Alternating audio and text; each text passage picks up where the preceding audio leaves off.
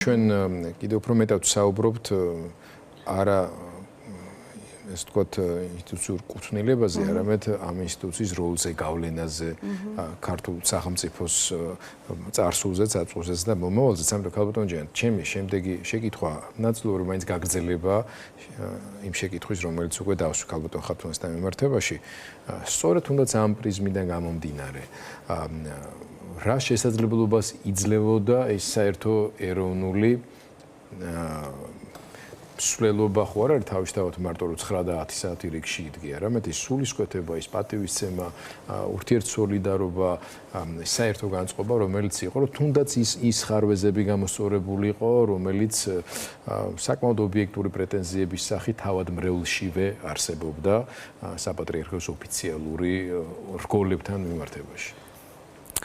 გიორგი, ალბათ ჩემგან ელით რომ ფსიქოლოგიური ანალიზი გავაკეთე. კი, შესავალშიც ამას გავუსვი ხაზი, რომ ხო, მინდა ვთქვა, რომ ძალიან დიდი გლოვა დავინახეთ მთელს ქვეყანაში. ხალხი ფიზიკურად ტიროდა. ამავე დროს ჩვენთან საქართველოში გარკვეული, ასე ვთქვათ, ფსიქოლოგიური მიზეზების გამო ეგრეთ წოდებული ავთენტური გლოვა იშვიათია. ეხლა რას ნიშნავს ფსიქოლოგიურად ავთენტური გლოვა? როდესაც შენ კატარზისგატი ხარ და ცდილობ, რომ იმ პიროვნების სახელზე, ვინც დაკარგე და ვინც ასე ძალიან გიყვარს, ასე ძალიან აფასებ, გახდე უკეთესი ვიდრე იყავი. იმის სახელზე, ასე ვთქვათ, განიწმინდო. იმის სახელზე მორალური არჩევანი გააკეთო, კატარზისი. და არსებობს არაავთენტური გლოვის ფორმებიც. ფსიქოლოგიაში ასე არის აღწერილი დიდი ჯგუფების ფსიქოლოგიაში, ფსიქოდინამიკაში. მაგალითად არსებობს რევანშისტული გლოვა.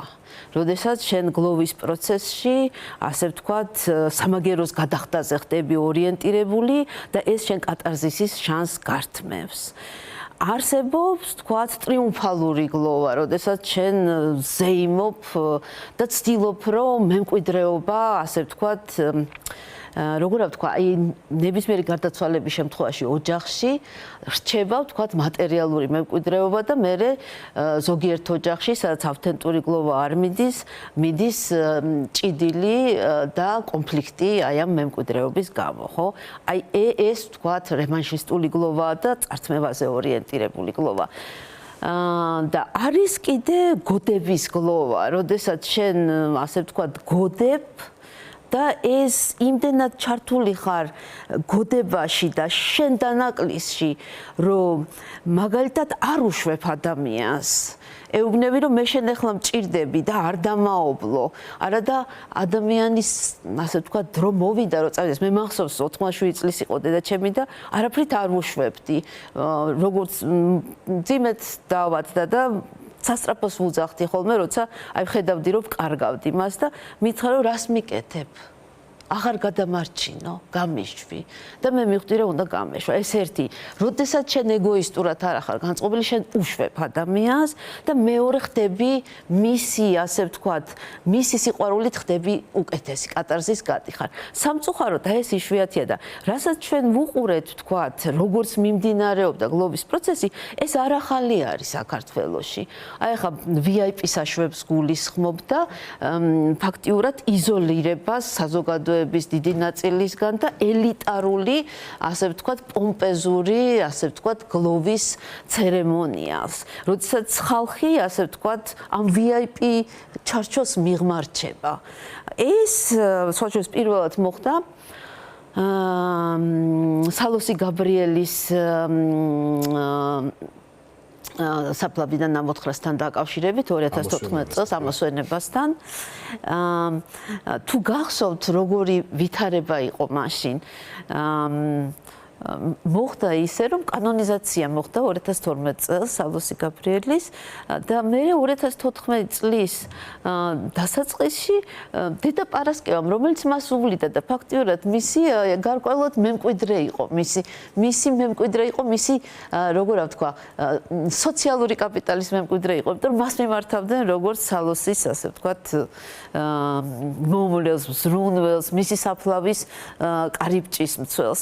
მას დაესიზმრა, რომ თუ ვთქვათ, მის საფლავზე, სალოსის საფლავზე მოასწრებდა ადამიანი შობამდე მისვლას, მას შეუსრულდებოდა სანუკვარი ოცნება და ჩვენ ალბათ გვახსოვს, რომ ფაქტიურად ისეთი საცობები იყო სამთავრომდე გზაზე, კოლაფსში ჩავარდა მთელი ეს გზა, იმიტომ რომ ხალხის ნაკადი მიდიოდა, საოცარი იყო ეს ასე ვთქვათ, ხალხის მტოლვა სალოსის საფლავისკენ და დედა პარასკევა იყო კარიბჭის მცველი იქ.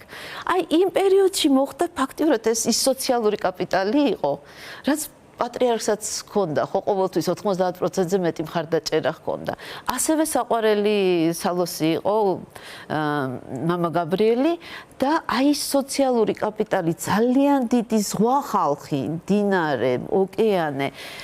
ფაქტობრივად უცებ მოხდა მისი შეჩერება, იმიტომ რომ დედა პარასკევა გამოდიოდა მისი სოციალური კაპიტალის მემკვიდრე და მოხდა საფლავიდან ამოსვენების გადაწყვეტილების მიღება და გადასვენება სამების ტაძარში და საჯარო, ასე ვთქვათ, პანაშვიდის გონი 2 კვირა მიმდინარეობდა და აი ამ პროცესის დროს ფაქტიურად ჭირისუფალი უკვე დედა პარასკევა აღარ იყო, ის მე მგონი შერისხული იყო იმის გამო, რომ ამ სიზმრის ამბავი გაახმოვანა, ჭირისუფალი უკვე საპატრიარქო გახდა და აი ეს სოციალური კაპიტალი, რაც დედა პარასკევასკენ და სალოსისკენ მიდიოდა, შებრუნდა საპატრიარქოსკენ და მოხდა ძალიან საინტერესო ამბავი, პოლიტიკოსებს დაურიგეს VIP საშვები.